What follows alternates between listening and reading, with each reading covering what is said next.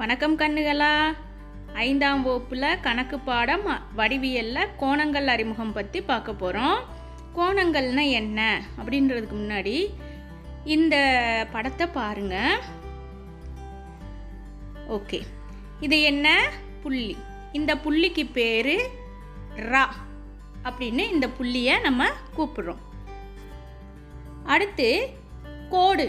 கோடு அப்படின்னா இரண்டு பக்கமும் முடிவில்லாதது, அதுக்கு பேர் ஆ கோடு அப்படின்னு நம்ம சொல்கிறோம்.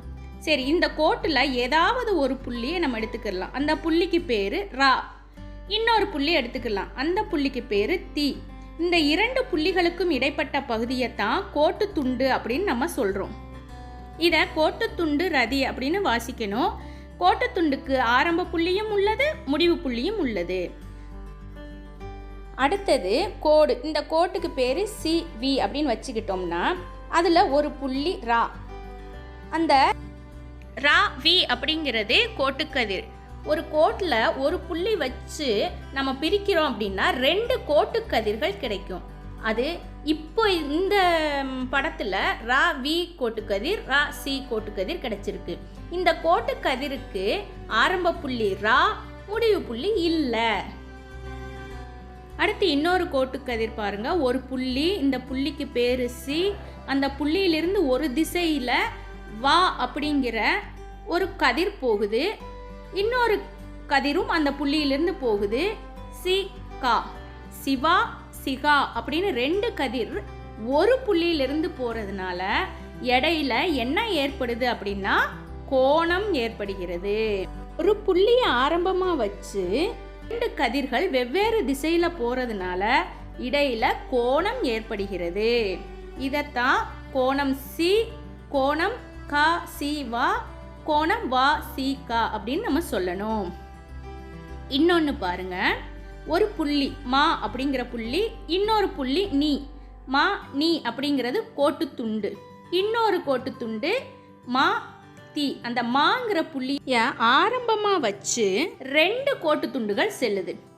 இந்த 2 கோட்டு துண்டுகளுக்கும் இடையில கோணம் உருவாகி இருக்குது. இந்த கோணத்தை நம்ம கோணம் மா அப்படின்னு சொல்லணும், கோணம் தீ மா நீ அப்படின்னு சொல்லணும், கோணம் நீ மா தி அப்படின்னு சொல்லணும். அடுத்து பாருங்க, 2 கோடுகள் வெட்டி கொள்ளும் போதும் இடையில கோணங்கள் ஏற்படுது. எத்தனை கோணங்கள் ஏற்படுது? 4 கோணங்கள் உருவாகிறது.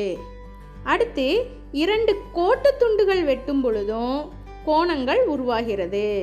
எப்படின்னு பாருங்கப்பா. இதை நாம் கிரேக்க மொழியில் ஆங்கிலோஸ் அப்படின்னு நம்ம சொல்லணும். அந்த வார்த்தையிலிருந்து தான் ஆங்கிள் அப்படிங்கிற ஆங்கில வார்த்தை உருவானது. அதிலிருந்து கோணம் அப்படிங்கிற வார்த்தை உருவானது. கோணம் அப்படின்னா வளைவானது என்று பொருள். சரி, இப்போ சில படங்கள் இருக்குது. இது எங்கெங்கே கோணங்கள் உருவாகுது அப்படிங்கிறத பார்க்கலாம். 1 2 3 4 5 6. இப்போ 6 கோணங்கள் முதல் படத்தில் உருவாகி இருக்குது. இரண்டாவது படத்தில் 5 கோணங்கள். அதனால தான் இந்த வடிவத்தை ஐங்கோணம் அப்படின்னு சொல்கிறோம். அடுத்த படத்தில் 1 கோணம் 2 கோணம் 3 கோணம் 4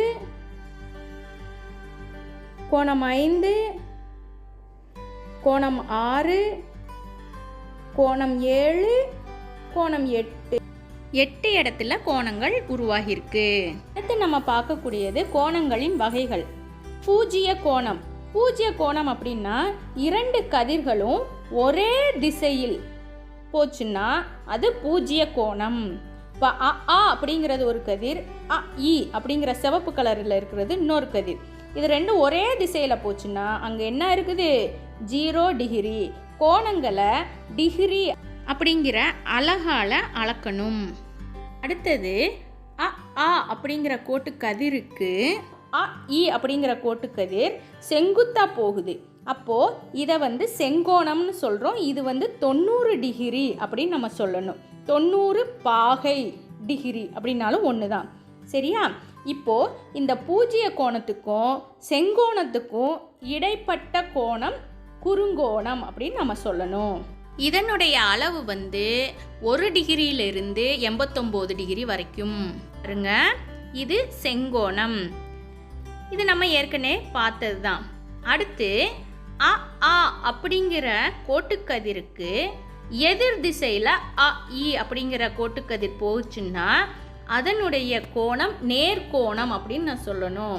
அதை 180 பாகை அப்படின்னு சொல்லுவோம். இந்த 180 டிகிரிக்கும், அதாவது நேர்கோணத்துக்கும் செங்கோணத்துக்கும் இடைப்பட்ட கோணம் தான் விரிகோணம். இந்த விரிகோணத்துடைய அளவு 91 டிகிரியிலிருந்து 179 டிகிரி வரைக்கும். இந்த எக்ஸசைஸில் என்னென்ன கோணங்கள் உருவாகியிருக்குன்னு நீங்கள் பாருங்கள். அடுத்து கோணங்களினுடைய பெயர்களை எழுதணும். முதல்ல இருக்கக்கூடிய செவ்வகத்தில் இருக்கக்கூடிய கோணம் செங்கோணம், முக்கோணத்தில் இருக்கக்கூடிய கோணம் குறுங்கோணம், இந்த ஐங்கோணத்தில் இருக்கிறது விரிகோணம். நன்றி.